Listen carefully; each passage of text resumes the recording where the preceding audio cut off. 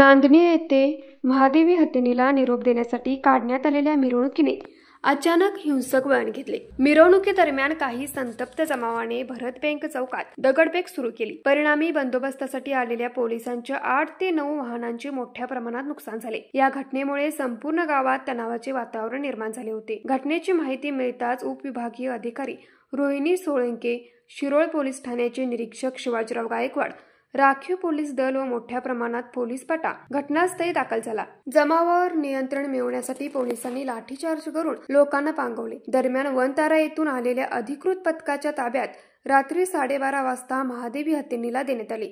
मात्र या पथकाच्या वाहनावरही जमावाकडून दगडफेक करण्यात आली। या दगडफेकीत उपविभागीय अधिकारी रोहिणी सोळंके यांच्या गाडीचाही समावेश असून काही पोलीस कर्मचारी जखमी झाले आहेत। जयसिंगपूर रोडवरील निशिदी समोर मोठ्या प्रमाणावर दगडाचा खच पडलेला दिसून आला।